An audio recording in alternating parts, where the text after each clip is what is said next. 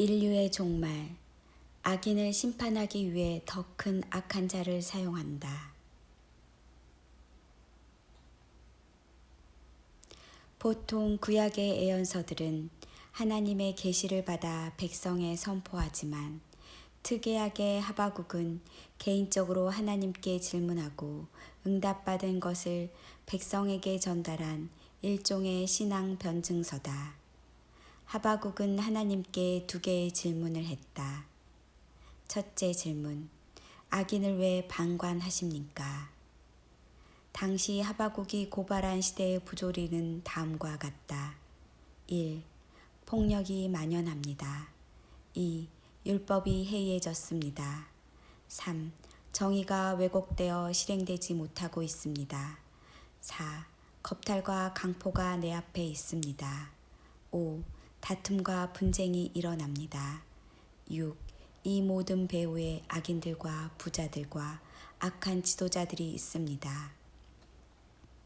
하나님의 응답은 하바국이 기대했던 것과는 전혀 달랐다. 하바국은 사회에 만연한 부조리를 하소연했는데 하나님의 응답은 국가적 차원으로 말씀하셨다. 하나님의 응답, 내가 갈대아 바빌론 사람으로 유대를 쳐서 심판할 것이다. 하나님의 해결책은 바빌론을 이용하여 유다를 함락하신다는 응답이었다. 하바국은 하나님을 응답을 듣고 두 번째 질문을 했다. 둘째 질문, 악인을 심판하기 위해 더 큰 악한 자를 사용하실 수 있습니까? 유다의 만행을 심판하기 위해 더 큰 만행을 가진 바벨론 제국을 이용하여 치겠다는 하나님의 계획에 질문한 것이다. 하바국은 질문하고 파수하는 곳의 성류에 서서 하나님이 어떻게 응답하는지 지켜보았다. 하나님의 역사와 인간의 역할이 어떤 관계를 가지고 상호 작용하였는지 보여준다. 두 번째 하나님의 응답도 전혀 뜻밖의 내용이었다. 두 번째 하나님의 응답. 이 묵시는 정한 때가 있나니 그 종말이 속히 이르겠고 결코 거짓되지 아니하리라. 비록 더딜지라도 기다리라. 지체되지 않고 반드시 응하리라. 하바국 2장 3절. 종말은 유다의 멸망과 바빌론 제국의 심판을 상징하지만 당시의 시대에만 국한되지 않고 이중적 시대로 전해져 같은 메시지를 선포한다. 종말의 악한 자를 통해 인류를 심판하고 악한 자도 멸망시키신다는 병행과 유비관계다. 불의한 인류를 심판하기 위해 더 악한 짐승을 사용하시는 것이 하나님의 해결책이고 악한 짐승도 함께 멸망한다.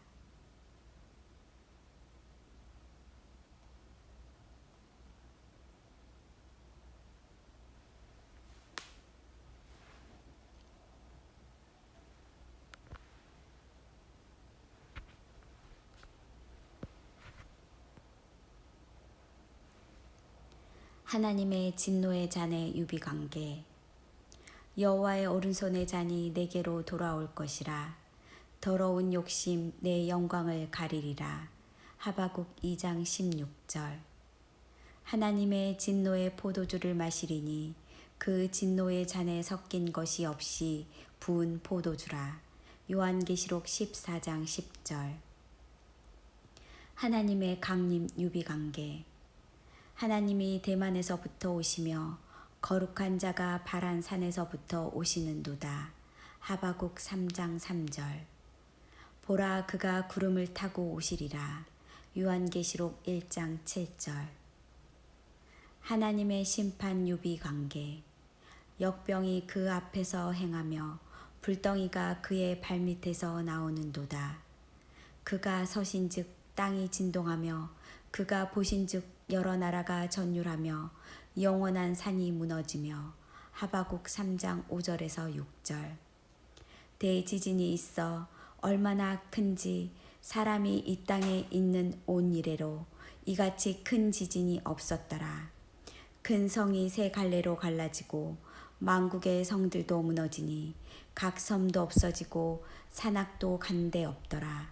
요한계시록 16장 18절에서 21절. 다니엘의 미래에 나타날 제국과 요한계시록의 음녀 바벨론은 우리 시대를 가리킨다는 증거는 압도적으로 많다. 바빌론, 메데 페르시아, 헬라, 로마는 당대의 가장 강력한 제국으로 그들의 왕은 짐승으로 상징되었다. 지금은 열 발가락 시대로 가장 강력한 제국인 미국은 바벨론으로 상징되고 세계 모든 나라는 미국의 상품을 팔아 달러를 벌어들인다. 역병은 마지막 징조로 나타났고 극심한 피로감으로 인류는 새로운 지도자 새 질서를 요구하고 있다.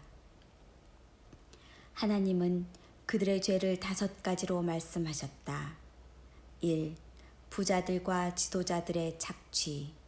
2. 거짓 평안 추구. 3. 폭력과 억울한 피를 흘린 것. 4. 술에 취하고 거짓되고 교만하다. 5. 우상 숭배.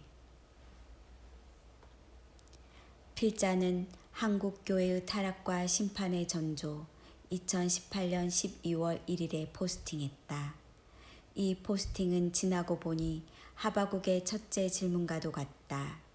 그들의 죄는 우리 시대의 죄의 목록과 유사하다.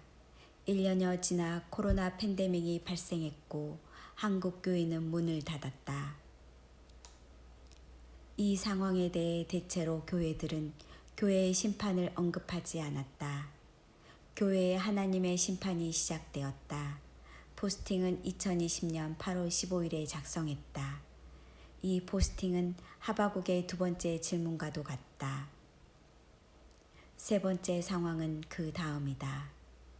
교회가 문을 닫았으나 다음에는 교회가 없어질 것이다.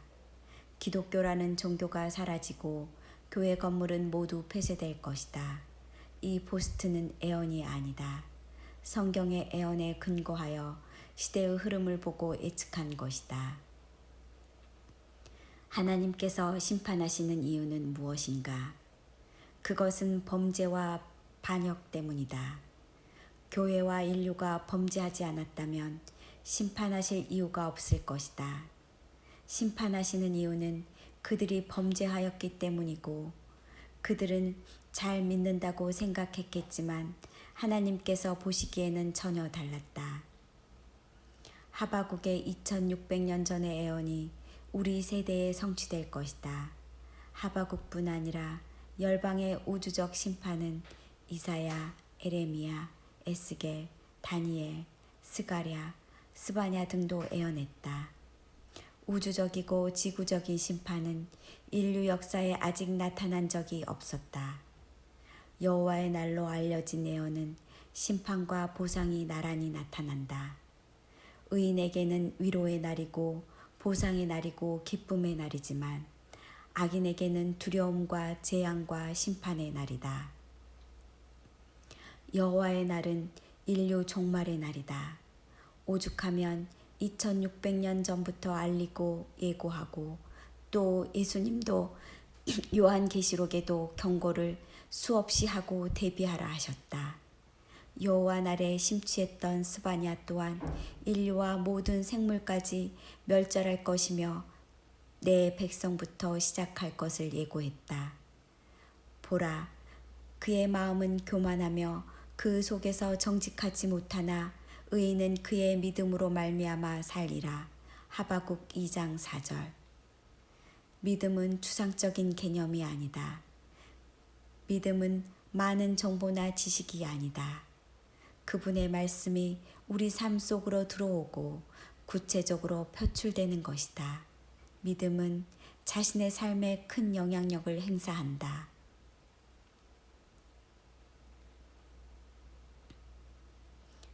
하바국의 시대에 악인은 번성하고 악을 행하지만 오직 의인은 믿음으로 의롭게 살아가는 길을 택한다.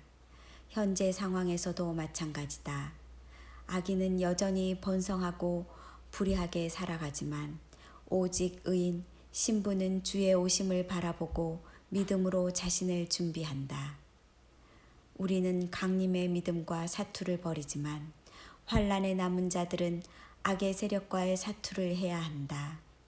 회개할 시간이 주어졌지만 주님의 강림을 준비하지 않는 신자들은 주님을 믿지 않는 것과 같은데 그것으로 인해 심판에 처하게 됨을 슬퍼할 것이다. 하나님의 정하신 때를 선포하신 지 2600년이 지났다.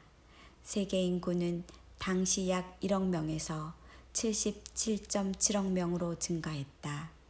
2600년 동안 수십 세대가 왔다가 갔으며 우리는 마지막 세대의 언덕에 서서 인류 종말의 여명이 어슴풀에 떠오르는 광경을 보고 있다. 잠시 후에 그 일이 정말로 일어날 것이고 우리가 그것을 목격하는 세대다. 우리의 유일한 해결책은 자신의 연약함과 죄악성을 깊이 인식하고 하나님 앞에 겸손히 무릎 꿇는 것이다. 하바국이 껴안은 자의 뜻을 가진 것처럼 우리는 하나님을 껴안아야 한다. 그것만이 살 길이다.